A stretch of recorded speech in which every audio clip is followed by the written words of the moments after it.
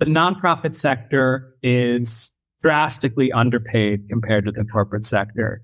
And we want people who enjoy doing this kind of work to know that they're going to take a pay cut, but that doesn't mean that they have to, work with a computer that's 8 years old and the software is all out of date and it takes, a minute to get answers from their database on something. Like, it's just not smart. That's the kind of frugality that really is paralyzing to a nonprofit.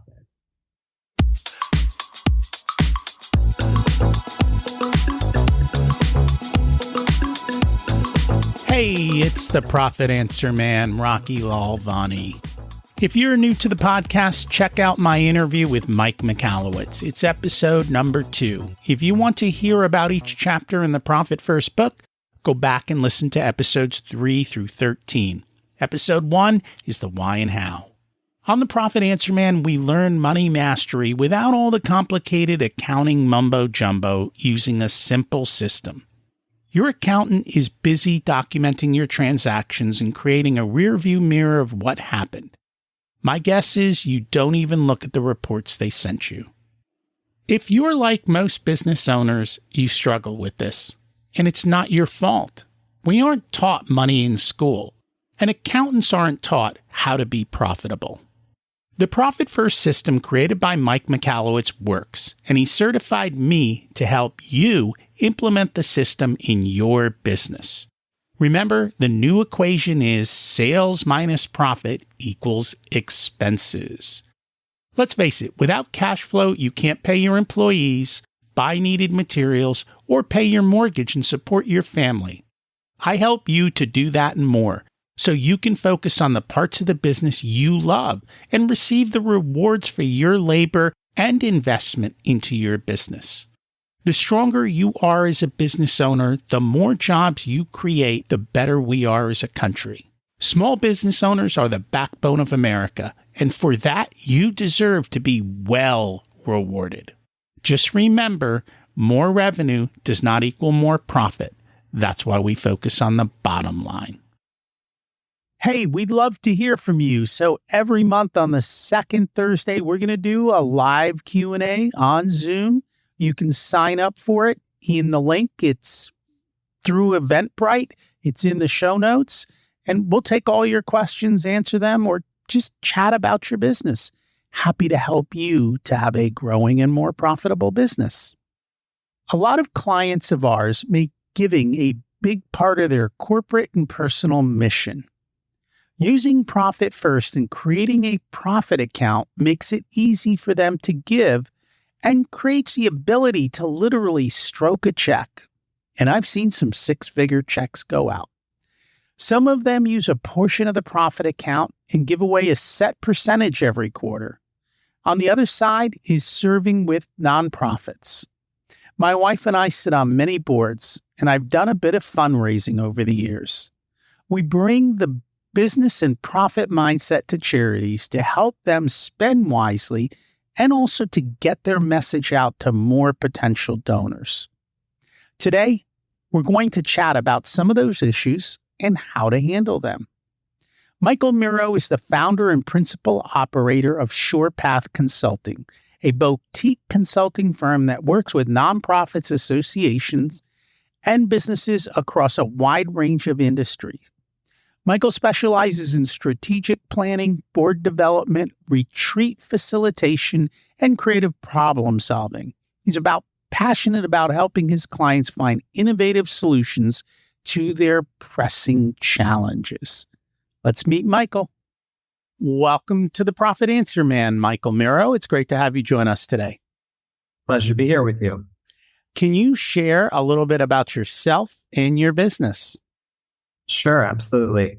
So my consulting firm is called Shorepath Consulting. We're headquartered here in Evanston, Illinois. We serve the broader Chicago land area and do travel for certain engagements across the country. Big picture, we're a little bit more generalized in the scope of services we offer. Everything around sort of helping organizations address key strategic challenges and questions. most of our work is with nonprofits, foundations, associations, and I would say the bulk of our engagements are on the strategic planning front. But we do board retreat facilitation, board development, executive coaching, and a variety of other services. Nice. So when I work with a lot of clients, as part of their business mission or as part of their personal missions and values, they like to give. And one of the really cool things about Profit First is they utilize their profit accounts and percentage base their giving based on that. And it makes it very easy for them because when it comes time to stroke a check, the cash is there and it's ready to give. And they've already thought through how they want to fund their favorite charities. Now, on the other side is how do the charities well utilize that money? And a lot of people thought, well, you can't use Profit First in a charity. And actually you can. And a lot of times what we call it is purpose first. So being kind of flipping the whole thing and making sure that you have enough money to take care of your purposes, but then also have enough money to cover your overhead, which is kind of the opposite in businesses, and making sure that it is done well. And again, just well utilized, which is the same problem businesses have, properly utilizing the cash that they have and that they generate. My wife and I both sit on a variety of charity boards. And so I know financially, we see the reports every month. Not easy to run a charity, not always easy to fundraise, and things are usually very, very tight. I'd love to hear what you see.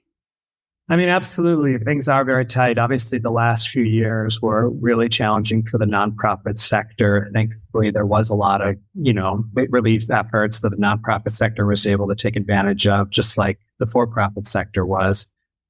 I would say also, to your point, nonprofits do face some of the challenges that small businesses face in sort of that starvation mentality. And I feel like it can sometimes be worse in the nonprofit sector because they have this, social imperative to be, using their tax exempt status for all of this really important work that needs to get done in the world and their communities. And so there's this feeling of we have to use it. All of our dollars have to go to our programmatic work because that's where there's this tremendous need. And so they can sort of get into this starvation mentality where they starve the basic organizational infrastructure of the organization and really hinder their ability to do their work well or to grow, to retain their staff. And it really can lead to one step forward, two steps back from an organizational development standpoint. So how do we appropriately make those choices? So I think one of the things the nonprofits have to do is really help train their donors to understand the value of unrestricted giving, because unrestricted giving is going to allow them to allocate resources in the way that makes sense for the organization and not from the perspective of how a funder or an individual donor might think those resources should be allocated. So, a lot of times organizations in the old days, programmatic grants used to be sort of the buzz term for how nonprofits got funded. And then more recently, there was a pretty strong trend towards capacity building grants, helping nonprofits build their capacity with certain grants that maybe helped pay for their strategic plan or certain board development work or working with a fundraising consultant, things like that. But I think the real trend is towards a more trust-based philanthropy where both funders and individual donors need to believe that nonprofits know how to allocate their resources the best. And if you believe in the organization's work and if they're able to paint a compelling vision of where the nonprofit is going, they're going to be better positioned to allocate those resources effectively. And sort of it's on them to make sure that they build their budgets in a way that is sort of allowing their organizational infrastructure to be funded so that things like staff compensation, professional development, IT, all of these things that are sort of the core aspects of how an organization scales and grows are appropriately funded. And that makes sense. I know of a situation a couple of years ago with a particular charity where a large donor wanted the charity to do something for a project, and they put up a lot of money to make it happen, but the charity wasn't capable of managing that well because it was outside their core, not values, but outside of their core competencies. And even though it was a great idea, the execution of it did not turn out well. And again, that comes back to restricted funds. They did not have the ability to use it appropriately. And from what I know, that charity may go under. That was probably not because of that one situation, but because of a variety of different situations. That may have been one of many decisions that they didn't make well. Yeah, and that's also why it's so important to have really a strong stake in the ground on mission and vision internally for an organization. Because if you don't have a very clear idea of, where you want to go, you can get into that cycle of kind of being so tempted by chasing the money. Oh, someone wants to fund this. Well, we should do that. Some organizations, have different things. Logic models or theory of changes are very popular in the nonprofit sector.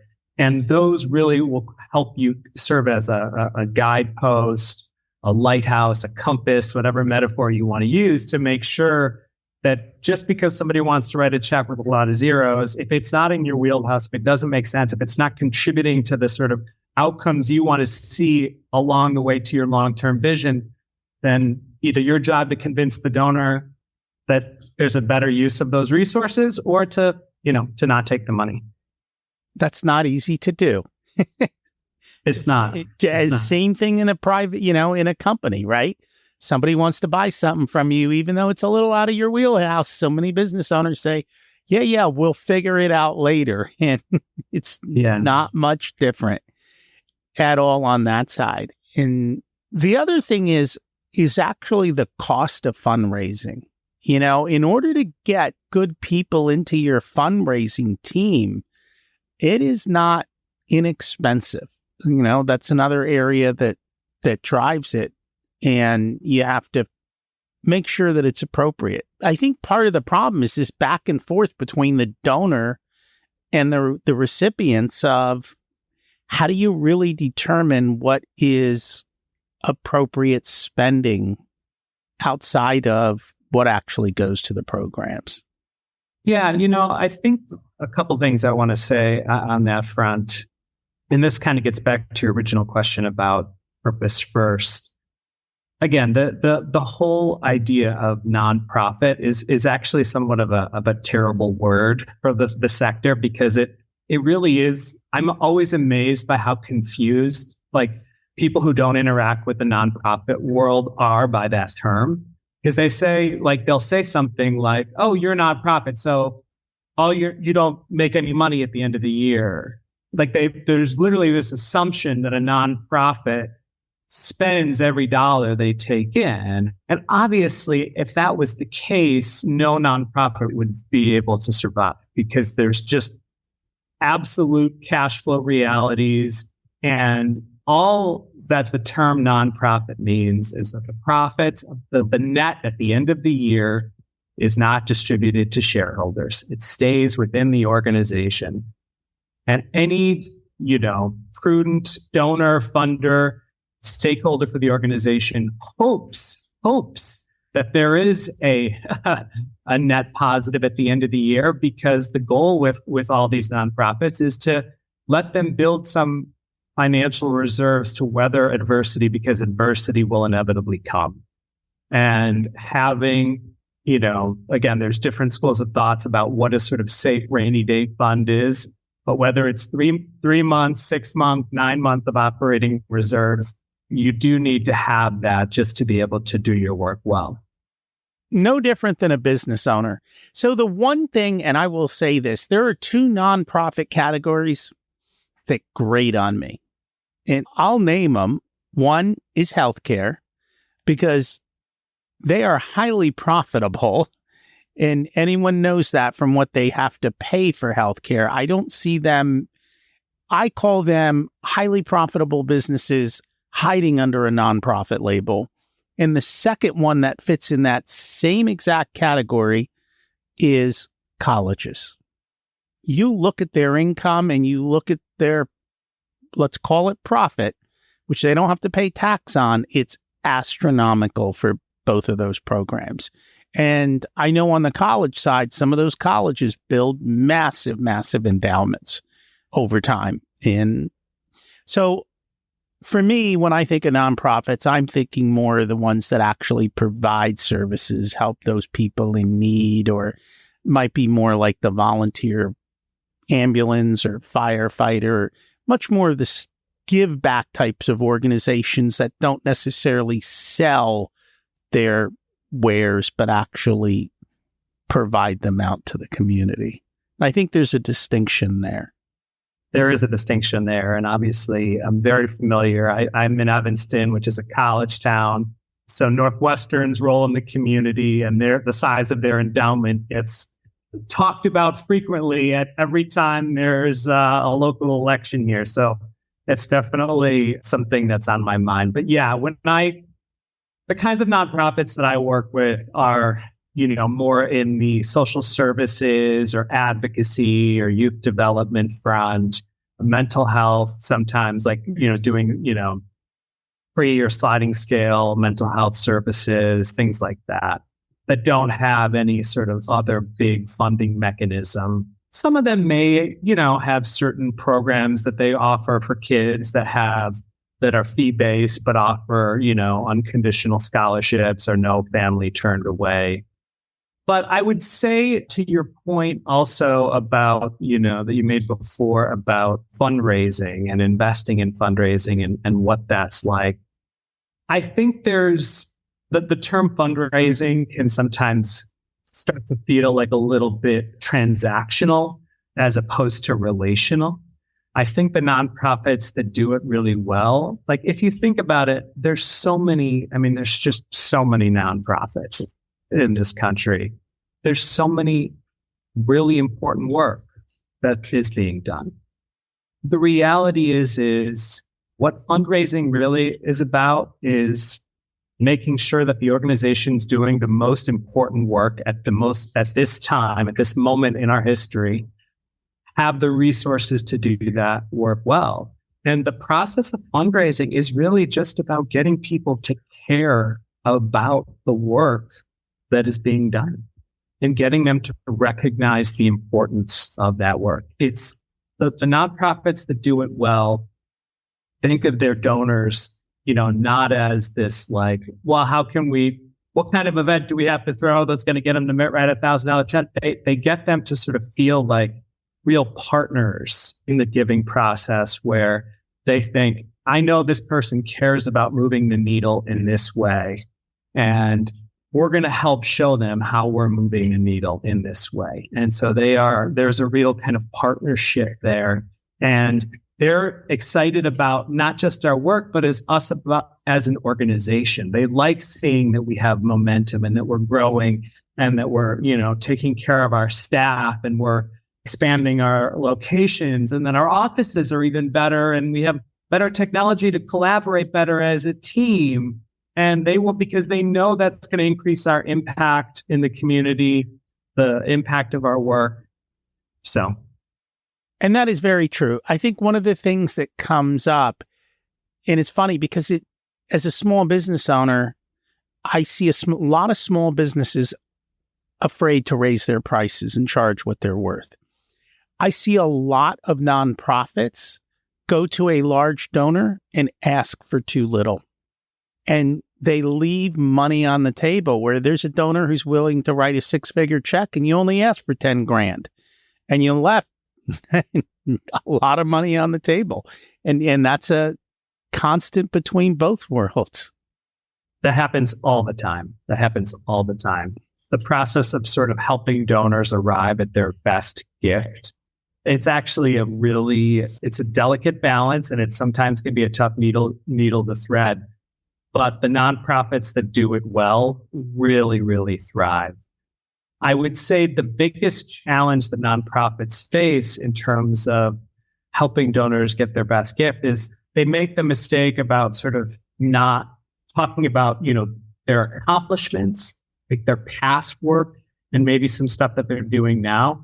But the thing that really gets people to sort of write a check, give their best gift, is sort of, do they have the ability? Have they done the strategic planning work to be able to paint a vision for the future that the donor is going to be excited about funding? They don't want to fund the past work. They want to fund the future. They want to know, where are you going? And if you know your numbers well enough and you've thought through the strategic questions enough, and you can sort of say, this is where we're going, it's going to take this amount of resources to get there, then it's a lot less of like, oh, well, you gave $5,000 last year. Would you give $10,000 this year? It's like, you know what? You gave $5,000 last year. And we really appreciate that. But look at where we're going. And we're trying to raise $1 million. What's the most you can give to help us get there? And then maybe they go up to 15, 20, 25. And that's what you have to do. Show the opportunities, show the costs, and bring it all together. So there is always the age-old argument, both inside of a business and I'm sure the same happens inside of charities, being frugal versus being cheap. Yeah. I'd love to hear your thoughts. Well, as you can imagine, I think that nonprofits that are cheap fall victim to this starvation mindset. Obviously, nobody wants to see a nonprofit throwing money around in a sort of, lavishly, where there is a certain amount of like just general decorum and people want to see their nonprofits with a little bit of grittiness. They don't want them to look flashy, but that doesn't mean they can't be professional. I mean, at the end of the day, the nonprofit sector is drastically underpaid compared to the corporate sector. And we want people who enjoy doing this kind of work to know that they're going to take a pay cut, but that doesn't mean that they have to, work with a computer that's 8 years old and the software is all out of date and it takes, a minute to get answers from their database on something. Like, it's just not smart. That's the kind of frugality that really is paralyzing to a nonprofit. Like, make investments that allow you to do your work better, because otherwise, like, you're not really doing anybody any favors if you're not investing in yourself, if you're not, spending money on improving on professional development, on improving your skill set, on improving the tools that you need internally to do your work well. You're going to be caught in a trap of like high-minded virtue with lower than expected impact. And it's always a balance, and you have to figure it out and do it appropriately. And I think it's just what has to be done. And they struggle just as much as we business owners do, and trying to make it all work. But the same principles apply regardless of which side. Is there anything else we should have chatted about that we didn't get a chance to yet? One thing I would say is that a lot of nonprofits, they get caught in the sort of day-to-day grind, and they're always trying to keep up. And then when it comes to making plans for next year and budgets and things like that, they tend to be very conservative because a lot of nonprofits are 100% funded by contributed revenue, and there's a lot of unknowns in when, how that money's going to come in. And sometimes that conservatism can really lessen the ambition of the organization. It can say, well, we don't we don't have the money for that in the budget for next year. We have no idea how we're going to pay for that. And at the end of the day, if you are a nonprofit that has momentum, you should feel comfortable taking some risks. And I know it can be harder as a nonprofit to take risks because, your financial records are open to the public. It's not like, a small business where you can sort of hide your risks. You have, a board structure and you have to get board consensus on taking risks, and different people have different risk profiles. But at the end of the day, most nonprofits never make it to the $1 million mark. I think it's something like close to 80% don't make it because they're afraid of taking risks. And you have to take some risks if you're going to grow. And that's true in small business, and it's definitely true in the nonprofit world. And I know why it's scary, but I think if you look back at a lot of the successful nonprofits, you find that some of them took really important risks at crucial junctures in their history, and that's what allowed them to grow. As always, life is full of risks. Take calculated risks, figure it out. Plan your cash flow, plan your donation flow. But if you need something, I think a lot of times, we don't ask. We don't say, hey, here are the needs for our organization. Is there anyone who would like to fund them? Like me, I'm a big tech guy. So, if I'm in certain charities or involved and they need tech, I'm more apt to pay for that because I understand the value of tech and how much it helps, and putting in a new computer or backup systems, or even just coming down to making sure they have good CRM systems to understand their donors and track their informations and build their profiles. Most of my stuff on the charity side always seems to be on the fundraising side. And so most of my exposure is on that side and helping them to be able to grow from getting more funds and doing that. But, the more I look at it, it's like running a business, and you do have to do that. You have to do it appropriately. You do have to plan, and they get stuck in cycles too. When the stock market goes down, donations dry up. It's just what it is. And that's how it works. If people are on charity boards or involved somehow and would like to maybe get help or think about strategy, chat with you, what's the best way for them to find you? Yeah, they can email info@shorepathconsulting.com, and we respond pretty quickly. That's Shorepath, SHOREPATH, consulting.com.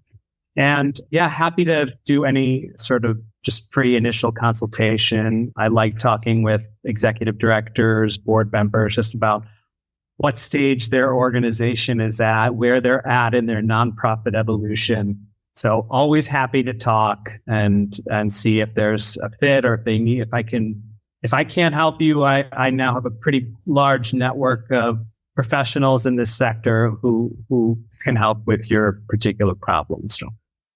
And thank you for joining us, and we'll make sure to put that in the show notes. Thank you, Rocky. Pleasure. Is giving part of your business plan? If so, it can also be part of your marketing plan. It also helps you to build roots in your community. And serving on boards and attending their events and their galas puts you in the room with successful people in your community. So it's an all-around winner for both business and life, and can help you grow your business. You can volunteer your skills as a leader or your services as a business to help others thrive. I suggest you come up with your giving strategy. And as always, you don't need more resources. You need to be more resourceful. Remember to focus on the bottom line. If you'd like for us to be a part of your profitability journey, we have different programs available ranging from do-it-yourself to one-on-one coaching. Our course, The Profit Blueprint, teaches you everything you need to know to transform your profitability. There are 3 different tiers ranging from DIY to done with you so that businesses of all sizes can get the support that's best. Join the waitlist in the show notes to get more information and be a part of the next cohort. If you want a done-for-you service, you can hire us as your Chief Profitability Officers. We only work with a handful of clients, so they all get our full attention. We work with business owners who have or are growing to $500,000 to $10 million in revenue. You can use the scheduling link in the show notes to get on our calendar for a good fit conversation to see if we're the right people to support you and how we can help you. This episode of the Profit Answer Man podcast is brought to you by SMBpodcastnetwork.com. The network is a collection of podcasts and shows from around the internet which focus on bringing you interviews with amazing guests who share actionable advice, ideas, and information for small and medium-sized business owners and entrepreneurs. Visit www.smbpodcastnetwork.com to find more great shows and easily subscribe to be notified of new episodes. It's a great way to discover quality content. If you've discovered us via the network, then I hope you enjoy today's show and will consider subscribing directly so you never miss our episodes. Remember to check out my other podcast, Richer Soul, where we talk about how to live the ultimate life and be the best business owner you can be. As we close out, let's repeat the mantra. Revenue is vanity, profit is sanity, and cash is king. Have an abundant and profitable week.